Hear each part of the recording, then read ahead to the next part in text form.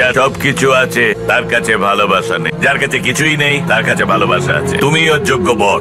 মানে কি মেয়ে আমার আর তার বর ঠিক করবে অন্য লোক? স্যার আপনার জামাই যাকে ভালোবাসতো তাকে বিয়ে না করে যদি আপনার মেয়েকে সত্যি বিয়ে করতো, তাহলে কি আপনার মেয়ে বিয়ের পর নিজের স্বামীর সুখটা পেত না স্যার? খেলা হচ্ছে না। যখন মরতে বসেছিলে তখন সিদ্ধান্তকে দেখিয়ে দিয়েছিলে, আর এখন সবাইকে কথায় ভুলিয়ে প্রমাণ করতে চাইছো যে তুমি ওকে ভালোবাসো। এসব চালাকি না করে যদি প্রথমেই বন্ধুকে সামনে বুক পেতে দিয়ে বলতে পারতে তুমি জোনাকিকে ভালোবাসো, তুমি ওকে বিয়ে করতে চাও, আমি নিজে তোমার সাথে ওর বিয়ে দিতাম। আমি মেনে নিতাম। স্যার যদি আপনি আমাকে প্রথমেই জিজ্ঞাসা করে নিতেন আমি জোনাকিকে কতটা ভালোবাসি, আমি আপনাকে বলে দিতাম স্যার। আপনি জোনাকিকে বিয়ে করার জন্য কি যোগ্যতার দরকার শুধু সেটাই বলে গেলেন। একবার ওইটা জানতে চাইলেন না যে ছেলেটা আপনার মেয়েকে এতটা ভালোবাসে, তার মধ্যে কি গুণ আছে। বাস এইটুকুই বলার ছিল স্যার। জোনাকির ভালোবাসার জন্য আমি মরতেও পারি। और अभी तो रुको, क्लाइमैक्स अभी बाकी है।